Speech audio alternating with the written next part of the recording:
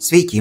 Dabar aš parodysiu, kaip galima išspręsti C# kurso egzaminą. Pradėti reikia nuo to, kad pas mus apačioje čia yra failas people.json ir person.cs. Ir vieną ir kitą failą reikia prasisiųsti ir įmesti prie savo projekto. Tai čia šalia prie programų.cs failo jums reikia įmesti person.cs failą ir jis iškart atsiras jūsų projekte. Na ir toliau mes atidarome folderį, kur pas mus yra executable failas ir čia šalia padėsime mūsų people.json. Toliau jums reikia pasirinkti savo variantą, aš pasirinksiu 7. Kad būtų paprasčiau, užduotį iš karto mesime iš viršaus kaip komentarą. Ir mes turime pradėti nuo to, kad sukursime savo link metodus, kurie veikia lygiai taip pat, kaip ir originalūs link metodai. Tai savo klasę galite pavadinti myLink. Ir mums reikia sukurti select, element add ir skip while. Jeigu mes pažiūrėsime į tai, kaip atrodo select metodas, tai čia jis turi daugiau negu vieną perkrovimą. Vienu atveju jis priima kažkokį tipą ir atiduoda rezultatą. Kitu atveju jis dar perduoda ir indeksą elementų. Ir didelis kiekis link metodų turi daugiau nei vieną perkrovimą. Tai jums reikia parašyti realizaciją tik vieno iš tų metodų. Tai čia pas mus yra labai paprasta realizacija. Mes gaunam kažkokį source, mes gaunam selektorių, pas mus ateina source tipas, pas mus atiduodamas yra result tipas ir mes tiesiog su for each ciklu praeiname, paimam kiekvieną elementą ir naudojant mūsų selector delegatą, mes paimsime kažkokį elementą, jį pakeisime ir atiduosime. Jeigu norite dar geriau parašyti kodą, jūs galite padaryti patikrinimus, ar mūsų sources ir selektorius nėra analų.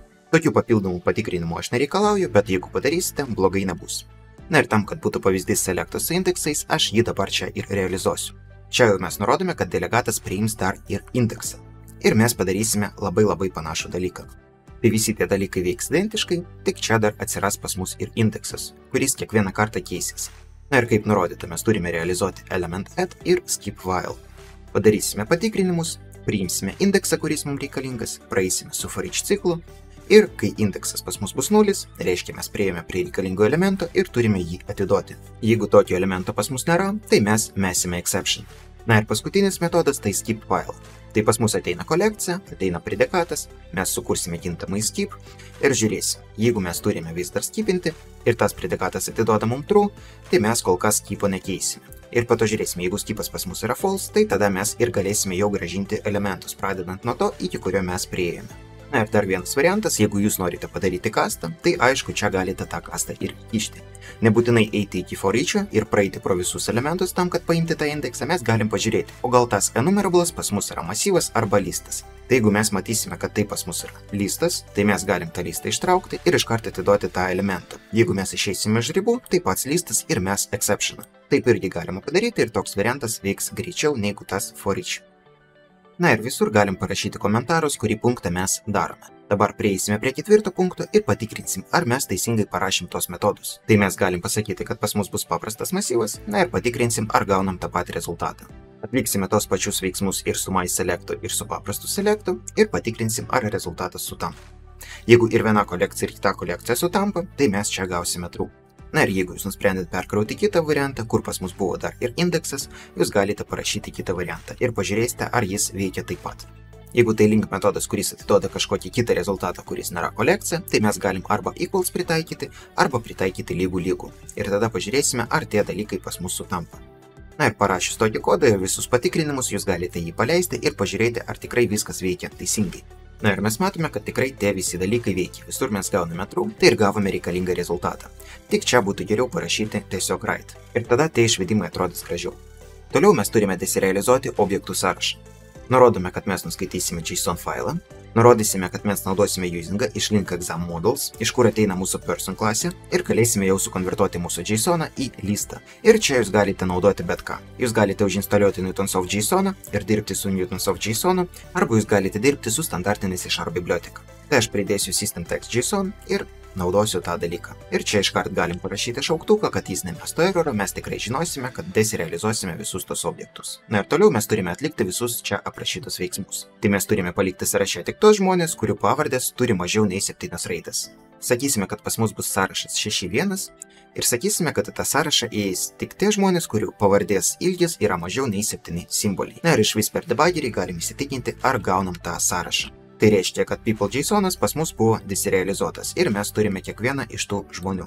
Ir galim pažiūrėti, kad čia visi parametrai pas mus yra surašyti. Galim pažiūrėti dar kažkokį kitą ir matome, kad čia irgi visi parametrai pas mus yra. Toliau mes turime surikiuoti žmonės pagal parametrą devDate ir po to pagal ID.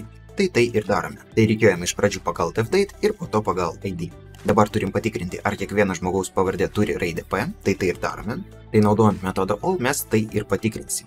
Tik dar galim patikrinti, ar yra ir mažoji P. Tai čia po kablelio galim nurodyti, kad ignoruosime case, kad gali būti pas mus ir mažoji raidė, ir didžioji raidė. Na ir čia mes galim gauti kažkokį objektą ir išvesti jo vardą. Arba jeigu vardo nėra, tai parašysime, kad vardas neegzistuoja. Taip ir nurodysim none. Dabar turim praleisti 99 elementus iš priekio.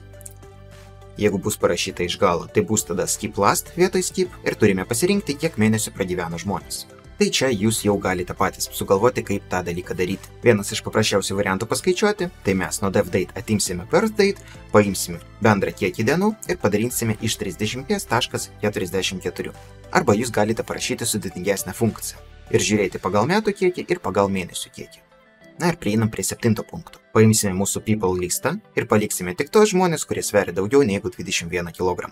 Toliau surikiuosime pagal parametrus motherland ir weight ir padarysime patikrinimus. Tai pažiūrėsime, ar pavardė turi raidę X ir pabandysime paimti 89 elementą. Vėl praleisime iš priekį kiam 9 elementus ir paimsime sukonkatenuotus parametrus birthdate ir devDate. Ir po to kiekvieną iš tų sąrašų mes galėsime išvesti į atitinkamą failą. Jūs galite sukonvertuoti į JSON arba galite perkrauti toString metodą person klasėje ir išvesti taip. Paleisim tą kodą, gaunam atsakymus ir kaip matote 89 elementas ir ten pas mus egzistuoja. Ir tas vardas ir buvo išprintintas. Perėjus į folderį, kur pas mus yra executable failas, mes galim pasirinkti tos visus JSONus ir patikrinti, ar jie pas mus veikia. Tai kaip matote, tikrai sukonkatenuoti tie laikai yra ir viskas atrodo labai gerai. Čia gaunam person objektus visus ir taip toliau. Ir kiekvieną iš tų galim patikrinti. Tai dabar jūs matote, kaip turėtų atrodyti išspręstas egzaminas. Tikiuosi, kad jūs visi jį parašysite gerai.